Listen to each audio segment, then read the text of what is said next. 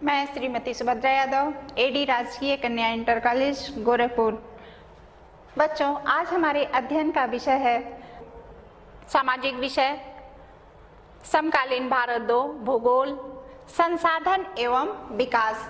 संसाधन एवं विकास का आज हम तीसरा भाग पढ़ेंगे। भू संसाधन तथा मृदा संसाधन के बारे में पढ़ेंगे। भू संसाधन। बच्चों, आइए जाने कि भू संसाधन किसे कहते हैं। भूमि एक महत्वपूर्ण प्राकृतिक संसाधन है, यानी भूमि जो है वो एक प्राकृतिक संसाधन है जिन्हें प्रकृति ने हमें निःशुल्क उपहार में दिया है। प्राकृतिक वनस्पति, वन्य जीवन,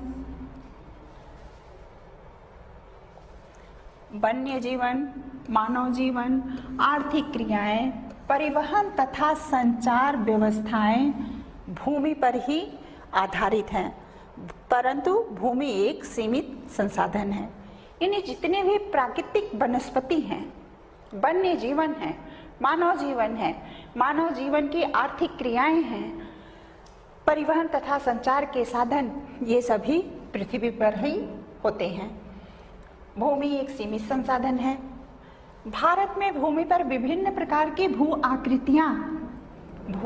आकृतियां जैसे पर्वत, पठार, मैदान और द्वीप पाए जाते हैं।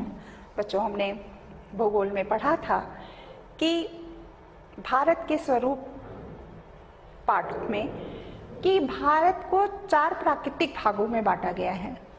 सबसे पहले पर्वतीय क्षेत्र, उसके बाद पठार, फिर मैदान और फिर द्वीप समूह यानी जल।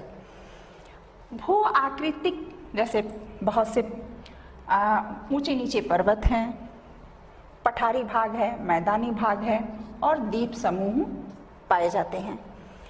43% भूभाग क्षेत्र मैदान है।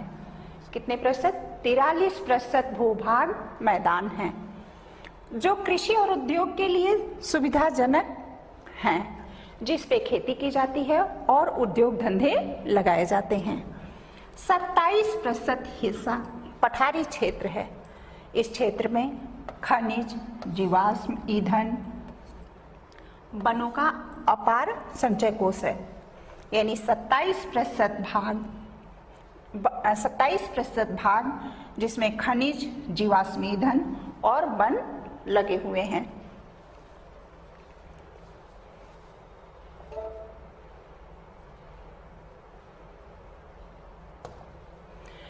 आइए बच्चों, हम जानें कि भू उपयोग किन किन उद्देश्यों से किया जाता है। भू संसाधनों का उपयोग निम्नलिखित उद्देश्यों से किया जाता है। वन पहला है बच्चों, वन के बारे में आप लोग जानते ही होंगे। जहाँ घने लंबे लंबे पेड़, झाड़ियाँ होती हैं उसे हम वन कहते हैं। दूसरा है कृषि के लिए अनुपलब्ध भूमि। कृषि के लिए अनुपलब्ध भूमि, बच्चों जो खेती के लिए ऐसी भूमि जिस पर खेती नहीं की जा सकती है। आइए देखिए, पहला है बंजर तथा कृषि अयोग्य भूमि। बंजर भूमि और गैर कृषि भूमि, 2 तरह की भूमियां इसमें दिखाई गई हैं। पहला बंजर, दूसरा गैर कृषि, यानी ऐसी बंजर भूमि जिस पर खेती नहीं की जा सकती है। दूसरा गैर कृषि प्रयोजनों में लगाई गई भूमि, यानी भूमि तो है लेकिन उस पे खेती नहीं की जा सकती। जैसे इमारतें, सड़कें, उद्योग, जहाँ इमारत बनी है, जहाँ सड़कें बनी हैं, जहाँ उद्योग धंधे लगे हैं, वहाँ पे खेती नहीं की जा सकती है। तीसरा है परती भूमि के अतिरिक्त अन्य कृषि अयोग्य भूमि, यानी भूमि तो है लेकिन कृषि उस पे नहीं की जा सकती। ऐसी भूमि में पहले है चरागाहें तथा अन्य गोचर भूमि, यानी भूमि उसे माना जाता है लेकिन उस पे खेती नहीं की जा सकती है। चरागाह, जहाँ पशु चारण के लिए जाते हैं। दूसरा विविध वृक्ष फसलों तथा उपवनों के अधीन भूमि। विविध वृक्ष यानी अनेक प्रकार के पेड़ लगे हुए हैं। वृक्ष फसल, बच्चों आपने देखा होगा कि अमरूद के बहुत बड़े बड़े बागीचे होते हैं, आम के बहुत बड़े बड़े बागीचे होते हैं। कुछ फल ऐसे होते हैं जिनके बड़े बड़े बाग होते हैं, बागीचे होते हैं। वो भूमि तो है लेकिन उस पर और कोई फसल नहीं उगाई जा सकती, वो सिर्फ फलों के लिए है। वन उपवन, बहुत सारे ऐसे क्षेत्र हैं जो उपवनों के अधीन भूमि हैं। बहुत सारे ऐसी भूमि है जो उपवनों के अधीन है, जहां सिर्फ उपवन है। उसके बाद है बच्चों कृषि योग्य बंजर भूमि। बंजर भूमि आप लोग जानते हैं, जहां कोई अन्य पैदा नहीं किया जा सकता उसे बंजर भूमि कहते हैं। ऐसी भूमि जहां 5 वर्ष से अधिक वर्षों से खेती न की गई हो। बच्चों ऐसी भूमि जो परती छोड़ दिया जाता है उसे भी बंजर भूमि के रूप में ही हम लेते हैं। कृषि योग्य बंजर भूमि जहां 5 से अधिक वर्षों से खेती न की गई हो, यानी 5 वर्ष से उस पर कोई खेती नहीं की गई हो, उसे हम बंजर भूमि कहते हैं। चौथा है परती भूमि। वर्तमान परती जहां एक कृषि वर्ष या उससे कम समय से खेती ना की गई हो, बंजर भूमि। वर्तमान परती यानी ऐसी भूमि जिस पर हम खेती करके उसकी गुणवत्ता को लाने के लिए हम फिर उसे 1 साल के लिए छोड़ देते हैं। एक कृषि वर्ष या उससे कम समय से खेती ना की गई हो, जहां 1 से 5 कृषि वर्ष से खेती ना की गई हो, उसे पुरातन परती भूमि कहते हैं। शुद्ध निवल बोया गया क्षेत्र। 5वां है बच्चों शुद्ध निवल बोया गया क्षेत्र। एक कृषि वर्ष में 1 बार से अधिक बोए गए क्षेत्र को शुद्ध बोए गए क्षेत्र में जोड़ दिया जाए तो वह सकल कृषि क्षेत्र कहलाता है। 1 बार से अधिक बोए गए क्षेत्र को शुद्ध बोए गए क्षेत्र से जोड़ देने पर शुद्ध सकल कृषि क्षेत्र निकल आता है। 1 बार से अधिक बोए गए क्षेत्र को शुद्ध बोए गए क्षेत्र से जोड़ दिया जाए तो वह सकल कृषि क्षेत्र कहलाता है।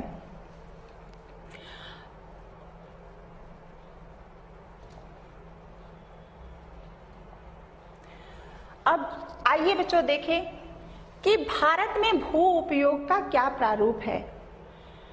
भारत में भू उपयोग का क्या प्रारूप है।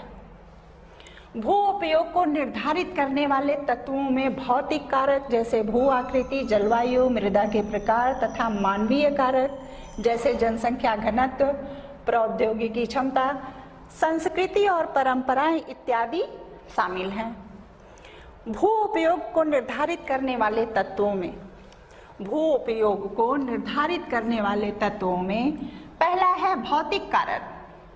भौतिक कारक में भू आकृति, जलवायु और मृदा। मानवीय कारक में जनसंख्या घनत्व, प्रौद्योगिकी क्षमता, संस्कृति और आदि परंपराएं शामिल हैं। स्थायी चरागाहों के अंतर भी भूमि कम हुई है। जो चरागाह हैं बच्चों, उसके अतिरिक्त भी भूमि बहुत कम हुई है। वर्तमान परती भूमि के अतिरिक्त अन्य परती भूमि अनुपजाऊ है और इन पर फसलें उगाने के लिए कृषि लागत बहुत ज्यादा है। परती भूमि बच्चों, बहुत सी ऐसी परती भूमि हैं जो खेती के योग्य तो हैं लेकिन उस पे खेती नहीं होती है क्योंकि वो उपजाऊ नहीं है और उसकी गुणवत्ता कम है। उस पर फसल उगाने के लिए बहुत सारी मेहनत करनी पड़ती है। शुद्ध निवल बोए गए क्षेत्र का प्रतिशत भी विभिन्न राज्यों में भिन्न भिन्न है। शुद्ध बोए गए क्षेत्र का प्रतिशत यानी हर राज्य में हर राज्य की मिट्टी की एक गुणवत्ता होती है, ठीक। उस गुणवत्ता के अनुसार भिन्न भिन्न राज्यों में भिन्न भिन्न प्रकार की फसलें बोई जाती हैं। जैसे पंजाब और हरियाणा में 80% भूमि पर खेती होती है, 80% भूमि पर खेती होती है। परंतु अरुणाचल प्रदेश, मिजोरम, मणिपुर और अंडमान निकोबार द्वीप समूह में 10% से भी कम क्षेत्र बोया जाता है। ऐसा क्यों है बच्चों? क्योंकि 80% खेती जहाँ होती है वहाँ की जलवायु, वहाँ की भूमि उपजाऊ है, वहाँ पे सारे संसाधन उपलब्ध हैं जो खेती करने के योग्य हैं। लेकिन पहाड़ी क्षेत्रों में जहाँ पे 10% से भी कम क्षेत्र बोया जाता है, इसलिए क्योंकि वहाँ की जो मिट्टी है, वहाँ की जो जलवायु है वो कृषि योग्य, कृषि के अनुकूल नहीं है। वन क्षेत्रों के आसपास रहने वाले लाखों लोगों की जीविका इस पर निर्भर करती है। भू उपयोग का एक भाग बंजर भूमि, दूसरा गैर कृषि प्रयोजनों में लगाई गई भूमि कहलाता है। बंजर भूमि में पहाड़ी चट्टानें, सूखी और मरुस्थलीय भूमि शामिल है। गैर कृषि प्रयोजनों में लगाई गई भूमि में बस्तियां, सड़कें, रेल लाइन, उद्योग आदि आते हैं। वन क्षेत्र के आसपास रहने वाले लाखों लोग वन में जो फल फूल होते हैं, वन से जो सब्जियां उगाई जाती हैं, वन में जो थोड़ा बहुत खेती की जाती है, उसी पे आधारित हैं, उसी से अपनी जीविका चलाते हैं। लेकिन भू का एक भाग यानी उसके जो ऊपरी हिस्से हैं, ऊपरी जो फल फूल जो कुछ भी उस पे उगता है वो भूमि के अंतर्गत नहीं आता। उससे अपनी जीविका तो चलाते हैं, लेकिन उसकी जो भूमि है वो कुछ भाग बंजर भूमि होती है, उसके कुछ हिस्से बंजर होते हैं जिसपे कोई भी फसल नहीं उगाई जाती है। बंजर भूमि में बच्चों पहाड़ी चट्टानें, सूखी और मरुस्थलीय भूमि भी शामिल है। बंजर भूमि में क्या शामिल है? बंजर भूमि में पहाड़ी चट्टानें और सूखी मरुस्थलीय भूमि शामिल है। गैर कृषि प्रयोजनों में लगाई गई भूमि, जैसा मैंने पहले अभी पढ़ा था, बंजर भूमि और गैर कृषि योग्य भूमि। गैर कृषि योग्य में बस्तियां आ जाती हैं, सड़कें आ जाते हैं, रेलवे लाइन आ जाती है, उद्योग धंधे, ये सारी चीजें गैर कृषि योग्य भूमि कहलाती है।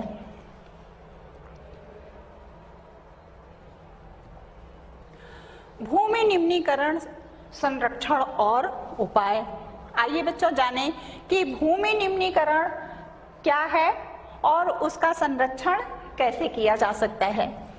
इस समय भारत में लगभग 13 करोड़ हेक्टेयर भूमि निम्नीकृत है। बच्चों, निम्नीकृत का मतलब है कि भूमि की गुणवत्ता का समाप्त होना, भूमि की गुणवत्ता का समाप्त होना।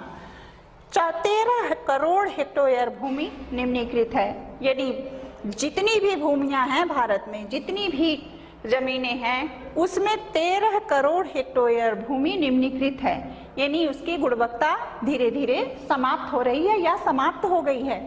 इसमें से लगभग 28% भूमि निम्नीकृत वनों के अंतर्गत आते हैं। कितना? 28% भूमि निम्नीकृत वनों के अंतर्गत आते हैं, यानी वनों के कारण निम्नीकृत हैं। इतने वन लगे हुए हैं, जो भी वन लगा हुआ है उसके कारण उस भूमि की गुणवत्ता समाप्त हो गई है। 56% क्षेत्र जल अपर्दित हैं। जल अपर्दन के कारण 56% क्षेत्र भूमि निम्नीकृत है।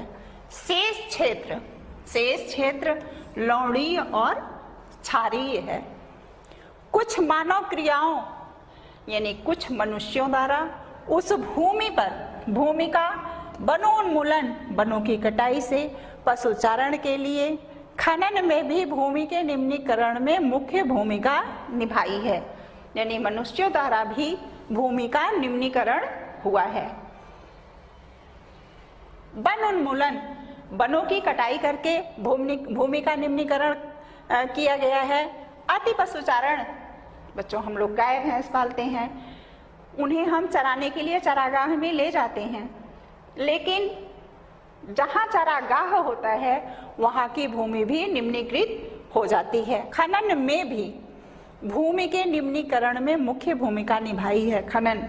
बच्चों हमारे पृथ्वी के अंदर अनेक प्रकार के खनिज संसाधन हैं जिसका खनन किया जाता है और खन करके फिर उस जमीन को ऐसे ही छोड़ दिया जाता है, जिसके कारण भूमि निम्नीकरण हुआ है। खनन के उपरांत खाद्यान्नों वाले स्थानों को गहरी खाइयों और मलबे के साथ खुला छोड़ दिया जाता है। खनन के कारण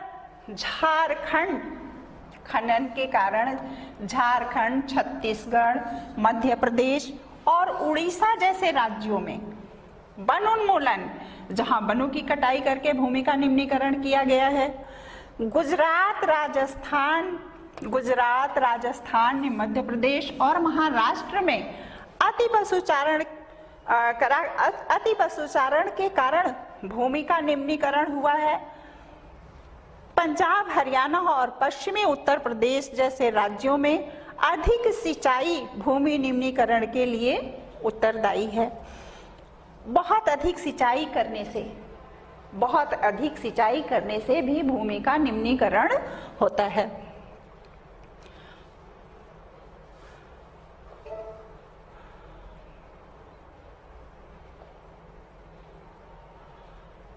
बच्चों जो भूमि निम्नीकरण है, इसके संरक्षण और उपाय, इसका संरक्षण कैसे किया जा सकता है? अधिक से अधिक वन लगा करके, अधिक से अधिक वनों को लगा करके, पशुचारण को रोक करके या कम करके और सिंचाई की व्यवस्था को कम करके भूमि निम्नीकरण को कम किया जा सकता है। भूमि अधिनियम को अपनाया जा सकता है। भूमि अधिनियम का पालन करके भी भूमि निम्नीकरण को रोका जा सकता है। अभी बच्चों मैंने पढ़ा कि भूमि निम्नीकरण किसे कहते हैं। अब आइए देखें मृदा संसाधन। मृदा संसाधन किसे कहते हैं? मिट्टी अथवा मृदा सबसे महत्वपूर्ण नवीकरण योग्य प्राकृतिक संसाधन है। यह पौधों के लिए विकास का माध्यम है जो पृथ्वी पर निम्न प्रकार के जीवों का पोषण करती है। बच्चों पृथ्वी पर रहने वाले जितने जीव जंतु हैं सब इसी पृथ्वी पर रह करके ही अपना विकास करते हैं और अपनी जीविका चलाते हैं, अपना पेट भरते हैं। मृदा बनाने की प्रक्रिया में उच्चावच जनक शैल अथवा संस्तर शैल, जलवायु, वनस्पति और अन्य जैव पदार्थ और समय मुख्य कारक है। क्या क्या है बच्चों? मृदा बनाने की प्रक्रिया में उच्चावच जनक शैल अथवा संस्तर शैल, जलवायु, वनस्पति और अन्य जैव पदार्थ और समय मुख्य कारक हैं। प्रकृति के अनेक तत्व जैसे तापमान परिवर्तन, बढ़ते जल की क्रिया, पवन, हिमनदी और अपघटन क्रियाएं आदि मृदा बनाने की प्रक्रिया में योगदान देती हैं। प्रकृति के अनेक तत्व हैं। कौन कौन से तत्व हैं? जैसे तापमान परिवर्तन, बढ़ते जल की क्रिया, पवन, हिमनदी और अपघटन क्रियाएं मृदा बनाने की प्रक्रिया में योगदान देती हैं।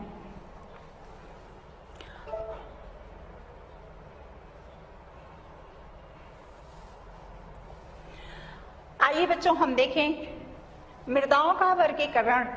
इन मृदाओं को कितने भागों में बांटा गया है? पहला है जलोढ़ मृदा, दूसरा काली मृदा, तीसरा लाल और पीली मृदा, चौथा लेटराइट मृदा, पांचवा मरुस्थलीय मृदा, छठा वन मृदा। आइए हम जलोढ़ मृदा के बारे में जानकारी प्राप्त करें। जलोढ़ मृदा किसे कहते हैं? संपूर्ण उत्तरी मैदान जलोढ़ मृदा से बना है। संपूर्ण उत्तरी मैदान किससे बना है बच्चों? जलोढ़ मृदा से बना है। यह मृदाएं हिमालय की तीन महत्वपूर्ण नदी तंत्रों सिंधु, गंगा और ब्रह्मपुत्र नदियों द्वारा लाए गए निक्षेपों से बनी हैं। ये मृदाएं राजस्थान, गुजरात तक फैली हैं। पूर्वी तटीय मैदान महानदी, गोदावरी, कृष्णा और कावेरी नदियों के डेल्टे भी जलोढ़ मृदा से बने हुए हैं। बच्चों, इन नदियों से जो जल बहा करके इन नदियों के बहाव से जो डेल्टा बना हुआ है वो भी जलोढ़ मृदा है।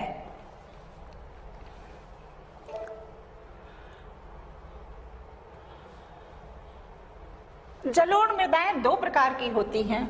जलोढ़ मृदा दो प्रकार की होती है, पुराना जलोढ़ और नया जलोढ़। पुराना जलोढ़ को बांगर कहते हैं और नया जलोढ़ को खादर कहते हैं।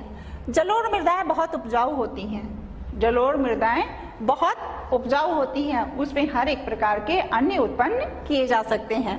अधिकतर जलोढ़ मृदाएं पोटास, फास्फोरस और चूना युक्त होती हैं। जलोढ़ मृदा में क्या मिला होता है बच्चों? जलोढ़ मृदा में पोटास, फास्फोरस और चूना युक्त होता है।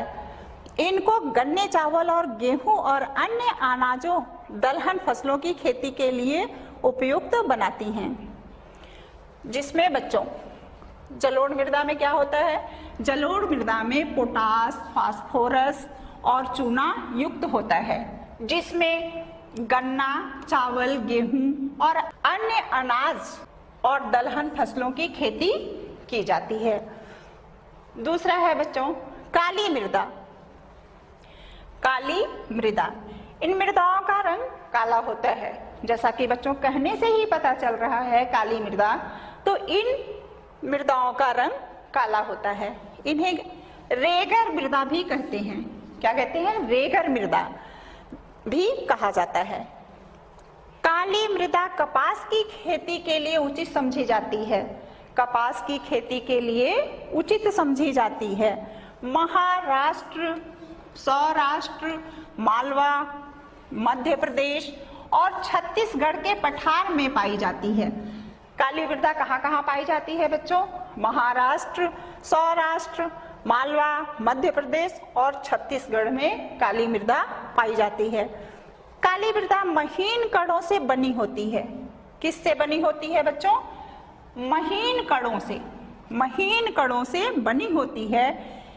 इसकी नमी धारण करने की क्षमता बहुत होती है, यानी ये पानी को बहुत ज्यादा सोखता है। इसके अलावा ये मृदाएं कैल्शियम कार्बोनेट, मैग्नीशियम, पोटास और चूने जैसे पौष्टिक तत्वों से परिपूर्ण होती हैं। काली मृदा में क्या पाई जाती है बच्चों? काली मृदा में कैल्शियम कार्बोनेट, मैग्नीशियम, पोटास और चूने जैसी पौष्टिक तत्वों से परिपूर्ण होती है। कैल्शियम कार्बोनेट, मैग्नीशियम, पोटास और चूना पाया जाता है। आइए बच्चों आगे देखें लाल और पीली मृदा। लाल और पीली मृदा किसे कहते हैं? लाल और पीली मृदा। लाल मृदा दक्कन पठार, कहाँ? दक्कन पठार, पूर्वी और दक्षिणी हिस्सों में रवेदार आग्नेय चट्टानों पर कम वर्षा वाले भागों में विकसित हुई हैं। लाल और पीली मृदाएं उड़ीसा, कहाँ कहाँ बच्चों? उड़ीसा, छत्तीसगढ़, मध्य गंगा मैदान के दक्षिणी छोर पर और पश्चिमी घाट के पहाड़ी पर पाई जाती है। इन मृदाओं का रंग कैसा होता है? इन मृदाओं का रंग लाल होता है। रवेदार आग्नेय और रूपांतरित चट्टानों में लौह धातु के प्रसार के कारण इनका पीला रंग इनमें जल योजन के कारण होता है। किसके कारण होता है बच्चों? जल योजन के कारण इसका रंग पीला होता है। अगला पॉइंट है बच्चों लेटराइट मृदा। लेटराइट शब्द ग्रीक भाषा शब्द लेटर से लिया गया है जिसका अर्थ है ईंट, जिसका अर्थ है ईंट। लेटराइट मृदा का निर्माण उष्णकटिबंधीय तथा उपोष्णकटिबंधीय जलवायु क्षेत्रों से आर्द्र तथा शुष्क ऋतुओं के एक के बाद एक आने के कारण होता है। क्यों होता है बच्चों? उष्णकटिबंधीय तथा उपोष्णकटिबंधीय जलवायु क्षेत्रों में आर्द्र तथा शुष्क ऋतुओं के एक के बाद एक आने के कारण होता है। यह भारी वर्षा से अत्यधिक निच्छालन का परिणाम है। लेटराइट मृदा अधिक गहरी तथा अम्लीय होती है। कैसी होती है बच्चों? अधिक गहरी तथा अम्लीय होती हैं। इसमें सामान्यतः पौधों के पोषक तत्वों की कमी होती है। लेटराइट मृदा दक्षिणी राज्यों, लेटराइट मृदा कहाँ पाई जाती है?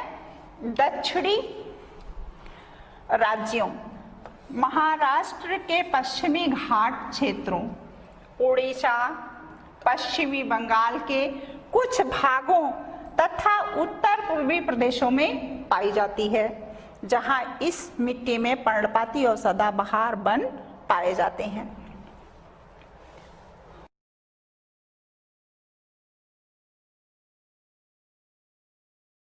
मृदा संरक्षण की उचित तकनीकी अपनाकर इन मृदाओं पर कर्नाटक, केरल और तमिलनाडु में चाय और कॉफी उगाई जाती है। लेटराइट मृदा कर्नाटक, केरल और तमिलनाडु में पाई जाती है। चाय और कॉफी इसमें पैदा की जाती है। तमिलनाडु, आंध्र प्रदेश और केरल की लाल लेटराइट मृदाएं काजू की फसल के लिए उपयुक्त हैं। बच्चों, लेटराइट मृदा में चाय और कॉफी का पैदावार किया जाता है। तमिलनाडु और आंध्र प्रदेश और केरल की लाल लेटराइट मृदा में काजू की फसल उगाई जाती है। उसके बाद है बच्चों मरुस्थलीय मृदा। मरुस्थलीय मृदाओं का रंग लाल और भूरा होता है। ये मृदाएं आमतौर पर रेतीली और लवणीय होती हैं। कैसी होती है बच्चों? रेतीली और लवणीय होती हैं। कुछ क्षेत्रों में नमक की मात्रा इतनी अधिक होती है कि झीलों से जल वाष्पीकृत करके खाने का नमक बनाया जाता है। यानी लवण की मात्रा इतना अधिक होता है कि उसे वाष्पीकृत करके नमक बनाया जाता है। शुष्क जलवायु और उस तापमान के कारण जल वाष्पन दर अधिक है और मृदाओं में ह्यूमस और नमी की मात्रा कम होती है। मृदा की सतह के नीचे कैल्शियम की मात्रा बढ़ती चली जाती है। बच्चों, ह्यूमस और नमी की मात्रा कम होने के कारण मृदा की सतह के नीचे कैल्शियम की मात्रा बढ़ती चली जाती है और नीचे की परतों में चूने के कंकड़ की सतह पाई जाती है। क्या पाई जाती है? चूने के कंकड़ की सतह पाई जाती है। इसके कारण मृदा में जल अंतर स्यंदन अवरुद्ध हो जाता है। इस मृदा को सही तरीके से सिंचित करके कृषि योग्य बनाया जा सकता है, जैसे पश्चिमी राजस्थान में हो रहा है। ये मृदाएं बच्चों पश्चिमी राजस्थान में अधिक पाई जाती हैं, जिसे सींच करके उसे कृषि योग्य भूमि बनाई जाती है।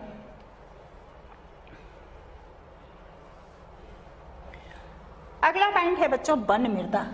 ये मृदाएं आमतौर पर पहाड़ी पर्णपातीय क्षेत्रों में पाई जाती है। कहाँ पाई जाती है बच्चों? पहाड़ी और पर्वतीय क्षेत्रों में पाई जाती है, जहां पर्याप्त वर्षा वन उपलब्ध है। जहां पे पर्याप्त वर्षा वन उपलब्ध है। इन मृदाओं के गठन में पर्वतीय पर्यावरण के अनुसार बदलाव आता है। इन मृदाओं के गठन में पर्वतीय पर्यावरण के अनुसार बदलाव आता है। नदी घाटियों में ये मृदाएं दोमट और सिल्टदार, क्या बच्चों, दोमट और सिल्टदार होती हैं, परंतु ऊपरी ढालों पर इनका गठन मोटे कणों का होता है। ऊपरी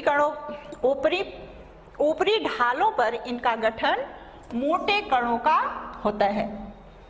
हिमालय के हिमांछित क्षेत्रों में इस मृदाओं का बहुत अपरदन होता है। हिमालय के हिमांछादित क्षेत्रों में इन मृदाओं का बहुत अपरदन होता है और ये अधिशिलित, क्या बच्चों, अधिशिलित तथा ह्यूमस रहित होती हैं। नदी घाटियों के निचले क्षेत्रों में, विशेषकर नदी सोपानों और जलोढ़ पंखों आदि में ये मृदाएं उपजाऊ होती हैं। कहा बच्चों, नदी घाटियों के निचले क्षेत्रों में नदी सोपानों और जलोढ़ पंखों आदि में ये मृदाएं, इन मृदाओं पर खेती की जाती है।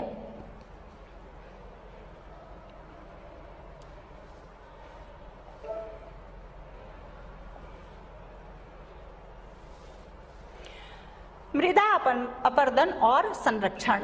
आइए बच्चों हम यह जानें कि मृदा अपरदन और संरक्षण किसे कहते हैं। मृदा के कटाव और उसके बहाव की प्रक्रिया को मृदा अपरदन कहते हैं। किसे कहते हैं बच्चों? मृदा के कटाव और उसके बहाव की प्रक्रिया को मृदा अपरदन कहते हैं। मृदा के बनने और अपरदन की क्रियाएं आमतौर पर साथ साथ चलती हैं और दोनों में संतुलन होता है, परंतु मानवीय क्रियाओं जैसे वन उन्मूलन, अति पशुचारण, निर्माण और खनन इत्यादि से कई बार यह संतुलन भंग हो जाता है। बच्चों, मानवीय क्रियाओं यानी मनुष्य द्वारा वनों को काट करके, पशुचारण का अधिक प्रयोग करके, निर्माण और खनन आदि का उपयोग करने से यह संतुलन बिगड़ जाता है। तथा प्राकृतिक तत्व, कुछ प्राकृतिक तत्व भी हैं जो मृदा अपरदन के लिए उत्तरदायी हैं, जैसे पवन, हिम नदी और जल मृदा अपरदन करते हैं। पवन बच्चों हवा, हिम नदी यानी बहुत सी नदियां हैं, जल मृदा का अपरदन करती हैं। क्या बच्चों? बहता जल मृतिका युक्त मृदाओं को काटते हुए गहरी वहिकाएं बनती है, जिन्हें अनलिकाएं कहते हैं। जिन्हें क्या कहते हैं बच्चों? अनलिकाएं कहते हैं। ऐसी भूमि जोतने योग्य नहीं रहती। ऐसी भूमि बच्चों जोतने के योग्य नहीं रहती, इसे उत्खात भूमि कहते हैं। उत्खात भूमि कहते हैं। चंबल बेसिन में ऐसी भूमि को खड्ड भूमि कहा जाता है। चंबल और बेसिन में इस भूमि को क्या कहते हैं? खड्ड भूमि कहते हैं। कई बार जल विस्तृत क्षेत्रों को ढके हुए ढाल के साथ नीचे की ओर बहता है। ऐसी स्थिति में इस क्षेत्र की ऊपरी मृदा धुलकर जल के साथ बह जाती है। यानी ऊपर से जब नीचे की ओर जल बहता हुआ आता है तो जल का जो ऊपरी हिस्सा है वो उसके साथ बहता चला जाता है। इसे मृदा अपरदन कहा जाता है। पवन द्वारा मैदान अथवा ढालू क्षेत्र से मृदा को उड़ा ले जाता है। पवन किस तरह से मृदा का अपरदन करता है बेटा? पवन मैदान अथवा ढालू क्षेत्र से मृदा को उड़ा ले जाता है। इस प्रक्रिया को पवन अपरदन कहा जाता है। पवन अपरदन किसे कहते हैं? यानी जो हवा द्वारा मृदा को उड़ा ले जाए उसे वायु अपरदन या पवन अपरदन कहा जाता है। कृषि के गलत तरीके से भी मृदा अपरदन होता है। गलत ढंग से हल चलाने, जैसे ढाल पर ऊपर से नीचे की ओर हल चलाने से वहिकाएं बन जाती हैं, जिसके अंदर से बहता पानी आसानी से मृदा का कटाव करता है, जिसके अंदर से बहता पानी आसानी से मृदा का कटाव करता है। बच्चों, कृषि का गलत ढंग से उपयोग करने से भी मृदा अपरदन होता है। बहुत से लोग गलत ढंग से हल चलाते हैं, ढाल पर ऊपर से नीचे की ओर हल चलाते हैं। जो ढालान होता है उस पर खेती के लिए जब हल चलाते हैं तो ऊपर से नीचे की ओर हल चलाते हैं, जिससे वाहिकाएं बन जाती हैं और इसके अंदर से बहता पानी आसानी से मृदा का कटाव करता है। इसके अंदर से बहता पानी मृदा का कटाव करता है। इससे भी मृदा अपरदन होता है। ढाल वाली भूमि पर समोच्च रेखाओं के समांतर हल चलाने से ढाल के साथ जल बहाव की गति घटती है। इसे समोच्च जुताई कहा जाता है। इसे क्या कहा जाता है बच्चों? समोच्च जुताई। समोच्च रेखाओं के समांतर हल चलाने से जल बहाव की गति घटती है। इसे क्या कहते हैं? समोच्च जुताई कहा जाता है। ढाल वाली भूमि पर सोपान बनाए जाते हैं। आपने देखा होगा बच्चों कि पहाड़ों पे जब खेतियां होती हैं, जो पहाड़ से नीचे ढाल की तरफ जब आते हैं तो वो ढाल वाली जो खेती होती है उस पे सोपान बनाए जाते हैं, यानी सीढ़ी नुमा खेत बनाए जाते हैं। सोपान कृषि अपरदन को नियंत्रित करती है, यानी वो जो सीढ़ियां बनती हैं वो कृषि अपरदन को नियंत्रित करती हैं। पश्चिमी और मध्य हिमालय में सोपान अथवा सीढ़ीदार कृषि काफी विकसित है। कहाँ कहाँ बच्चों? पश्चिमी और मध्य हिमालय में सोपान अथवा सीढ़ीदार कृषि काफी विकसित है, यानी वहां पे ऐसी ही सोपानों वाली खेती की जाती है। सीढ़ियां बना करके वहां पे खेती की जाती है। बड़े खेतों की पट्टियों में बांटा जाता है। बड़े खेतों को पट्टियों में बांटा जाता है। फसलों के बीच में घास की पट्टियां उगाई जाती हैं। जो फसल बोए जाते हैं बीच बीच में कुछ ऐसे पेड़ लगा दिए जाते हैं जो मृदा अपरदन को रोकता है। ये पवनों द्वारा जनित बल को कमजोर करती हैं। इस तरीके से पट्टी कृषि करते हैं। जो पट्टियां लगाई जाती हैं बच्चों, उसे क्या कहते हैं? पट्टी कृषि कहते हैं। जो पट्टियां बना करके कृषि उगाई जाती है, खेती की जाती है, उसे क्या कहते हैं? पट्टी कृषि कहते हैं। पेड़ों के कतारों में लगाकर रक्षक मेखला बनाना भी पवनों की गति को कम करता है। पेड़ों को कतारों में लगा करके, यानी एक लाइन से लगा करके रक्षक मेखला बना करके पवनों की गति को कम किया जा सकता है। इन रक्षक पट्टियों का पश्चिमी भारत में रेत के टीलों के स्थायीकरण में महत्वपूर्ण योगदान रहा है। जो ये पट्टियां बनती है बच्चों, इससे पश्चिमी भारत में रेत के टीले का बहुत ही महत्वपूर्ण स्थान रहा है। बच्चों, इस तरह से हमने भू संरक्षण तथा मृदा संरक्षण के बारे में पढ़ा। कुछ भागों को देखते हैं, ठीक है। जैसे बच्चों ये नक्शे में बताया गया है वन और पर्वत और वन। पर्वत और वन पहाड़ी क्षेत्रों पे अधिक पाए जाते हैं। ये ग्रीन कलर से पर्वत और वन दिखाया गया है। जलोढ़ मिट्टी कहाँ पाई जाती है? जलोढ़ मिट्टी ये पठारी भागों में, मैदानी भागों में, ठीक है। ये जलोढ़ मिट्टी मैदानी भागों में पाई जाती है। ये लाल और मिट्टी है बच्चों। ये जितने लाल रंग के हैं ये यहाँ पे जो भी राज्य आते होंगे यहाँ पे लाल और पीली मिट्टी पाई जाती है। काली मिट्टी, ये काले रंग से दर्शाया गया है, ग्रे कलर से बच्चों, यहाँ पे काली मिट्टी पाई जाती है। लेटराइट मिट्टी ये जो हल्का कलर है, ठीक है। इस क्षेत्रों पे जो भी प्रदेश आते हैं वहां पे लेटराइट मिट्टी पाई जाती है। शुष्क जो ये पीला कलर है बच्चों, ठीक है, यहाँ पे जो भी राज्य आएगा वहां पे शुष्क मिट्टी पाई जाती है। इस तरह से बच्चों आपका पाठ यही खत्म होता है। आइए अभ्यास कार्य देखें। अभ्यास कार्य, भू संसाधन किसे कहते हैं? भूमि निम्नीकरण और संरक्षण के उपाय बताइए। मृदा का वर्गीकरण कीजिए। मृदा अपरदन क्या है? इस तरह से बच्चों अभी हमने भू संसाधन तथा मृदा संसाधन के बारे में पढ़ा। बच्चों अब पाठ यहीं समाप्त होता है। धन्यवाद।